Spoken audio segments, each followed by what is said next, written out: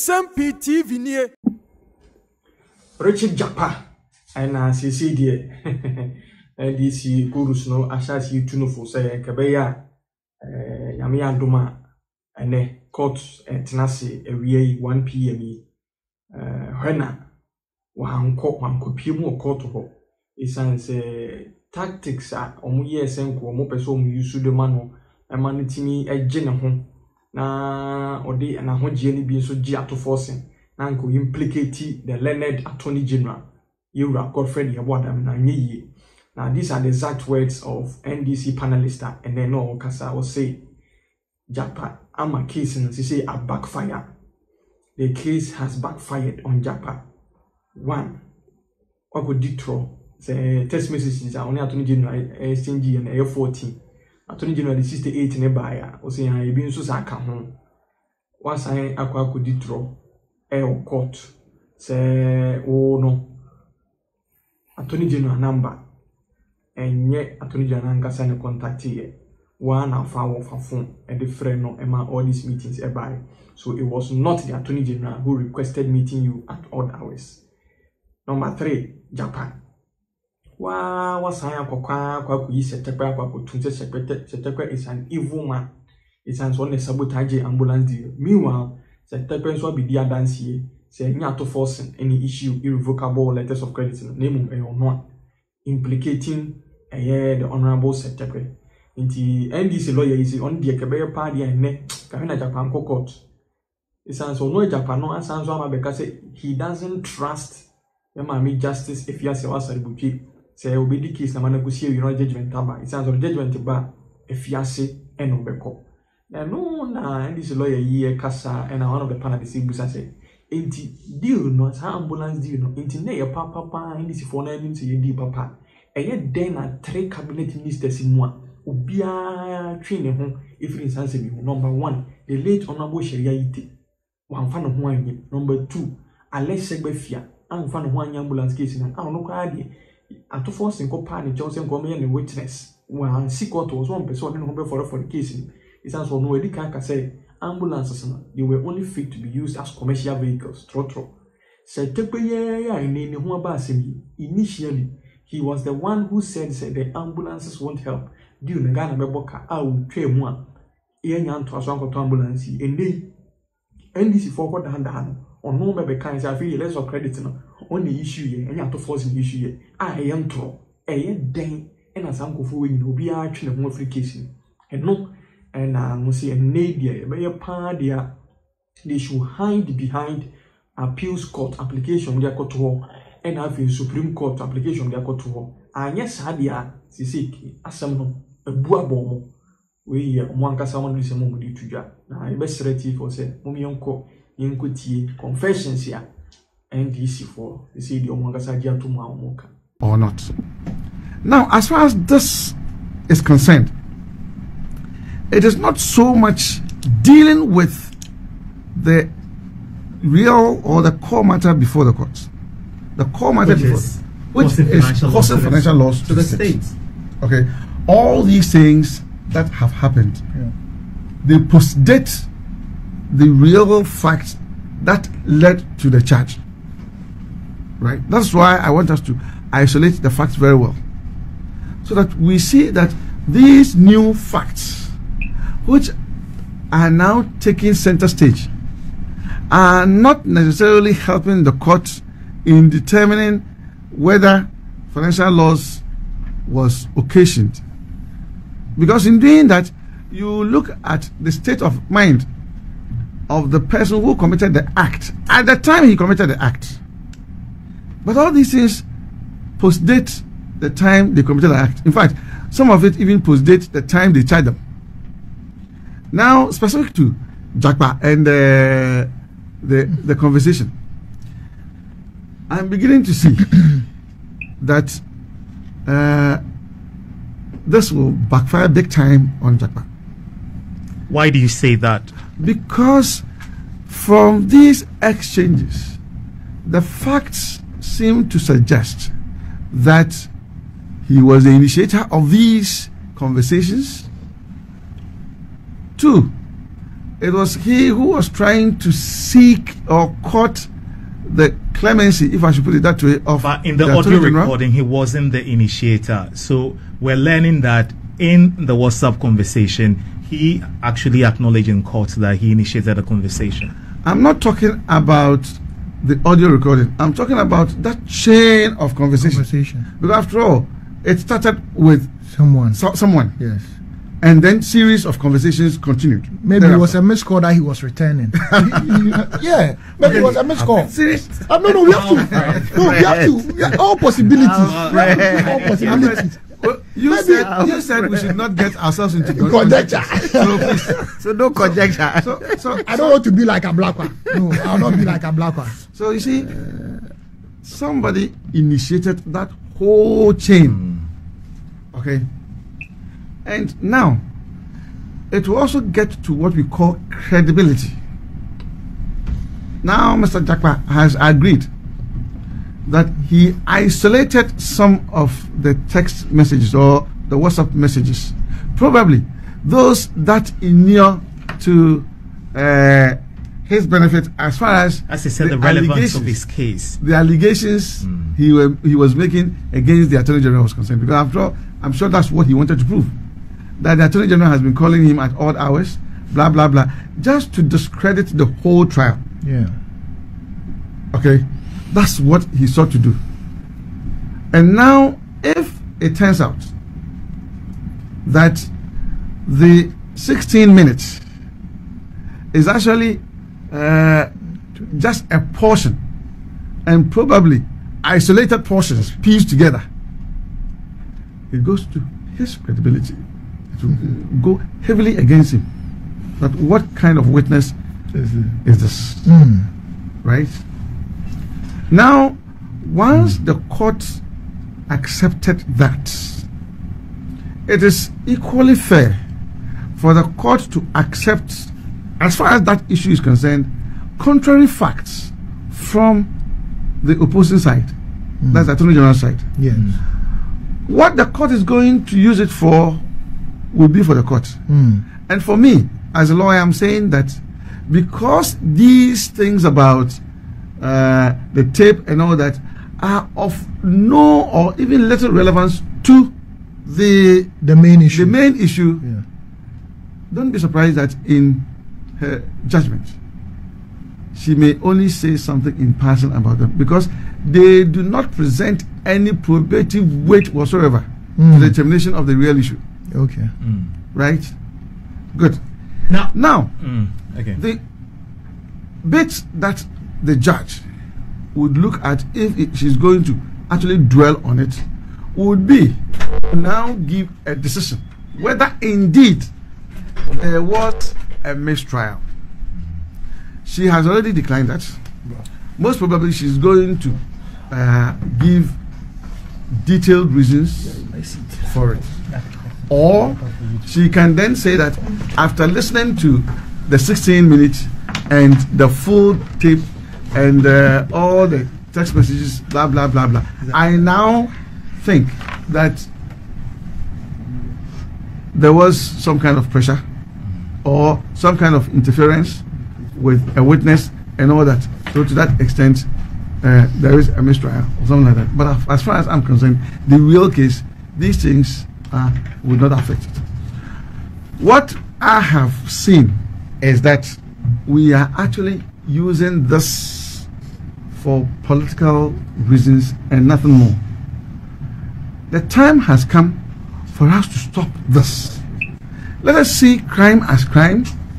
Let us see individuals for who they are and not necessarily for what they are. For certain things that they have done. If they have committed some infractions and we have to deal with it, deal with them as individuals. So this business of the minority, for instance, saying that, oh, anytime that you call out to force will not go to Parliament, with all due respect, it's not guided by any serious consideration for the state. And so let us stop this. And this one, it goes for both NPP and NDC. If NDC were in power, for instance, and they had arrested some NPP known NPP person, then NPP people will be gathered. I mean, they will be brought together and they will mass up at the police station, release this. When we do that, we would never develop this country. Let's see crime as crime.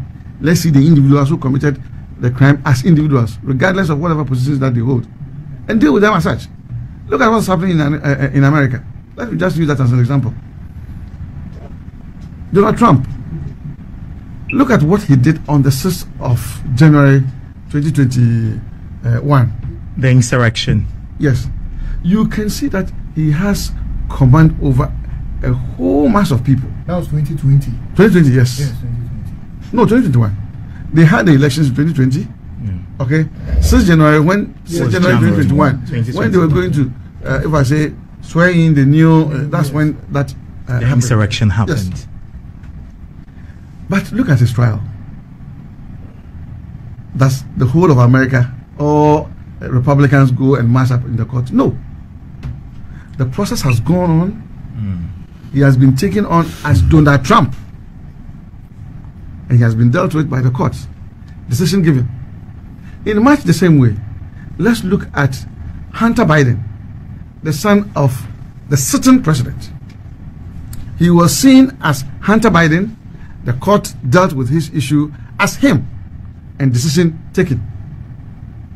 Let's start from there and stop this business of any time that a politician is arrested, then you gather people to go and mass up, regardless of even looking into the merit of the charge. Causing financial loss to the state. And one of the things I thought about, I'm not a lawyer, but as a consultant, I like to delve into things and try and understand it in my own way. I thought about this, that why is it that 3 ministers, 3 cabinet ministers at different times decided not to have anything to do with the deal during the NDC time? The first person was the Minister for Finance then, in the person of Nsem-Pii. I've just still been wondering, why didn't Nsem-Pii sign the money? Why didn't Shelley, Honorable Shelley IT of blessed memory, why didn't she want to go ahead with the deal? Then I asked myself, why is it that the Honorable Alex Segbefia decided not to take the deliverables? Like, it's something that I've been thinking about. Which deliverables? When the ambulance came, when it came, the deliverables, I mean the ambulances, when it came, why didn't he want to receive it? What did he know? It's just something that I've been thinking about. 3 cabinet ministers didn't want to have anything to do with the deal. So I asked myself, what did the Honorable Atuforsin see that he went ahead to sign or to make a recommendation for funds to flow? That's all. But over the time it was signed, Alex Segbefia wasn't deputy. No, I'm saying that when the deliverables came in, Alex Segbefia was the minister who should have received it. But I'm asking, why didn't he want to receive it? The ambulances. The first 2 are those who were supposed to sign to make the money come. The last person is who was supposed to receive it. And I'm just wondering, why didn't they want to have anything to do with it? It's just something I've been wondering. But rather, the Honorable Atuforsin, who was not a cabinet minister and was a supporting minister, that's where my worry is. I wouldn't sit here and preempt that he had any financial thing to do with it. But he only tells me 3 things. It's either you are involved, you are much more involved, or you are deeply involved. That's all it tells me. And with this thing going on in the courts with Japa, it's interesting, the turn of events, because all I see is that the guy has already said it, that he gave a certain portion of the text messages because he wanted to advance his case. All he's trying to do is to advance his case or take the issue to mistrial. But what hurts me most is when I think he said something very funny about Nsem-Pii. I was like, Like, are you questioning? You've not thrown the witness of Setekpe into question. Like, it's crazy. All I can see he's trying to do is to muddy the case. But it also affirms that it was a good move by the Attorney General not to take or go ahead with a plea bargain, because there's something in there that Ghanaians want to know. It's not. It has nothing to do with. I don't want to even politicize it. If the Honorable Ato Forson committed that, then he should, and there's a way that he can pay for it. Fine, but it shouldn't always be about jail. But if he has to go to jail, that one is in the prerogative of the judge. That's in the prerogative of the judge. It's the judge that will say that because of these instances, it's not in the prerogative of the Attorney General to say that someone should go to jail. He can only make his case, and it's the judge that will have the final say. Me, please, let me come to you. We saw the courts admit into evidence the 16-minute secret audio recording last week. Then this week, we see the court again admit into evidence all 68 WhatsApp messages. Was it a no-brainer to suggest that because the courts received into evidence the 16-minute audio recording, it was automatically clear that they're going to receive the WhatsApp messages as well? Well, I said this last week, and I'll repeat, same again. Criminal trials are different from civil trials. See? In all trials, issues are set down. In civil trials, issues are set down. In criminal trials, which is something that I teach on a weekly basis, an accused person or persons are brought before court. A charge sheet is prepared.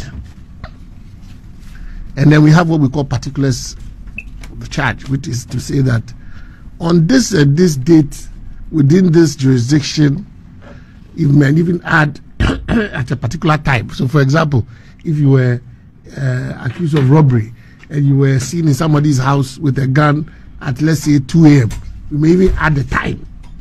You understand?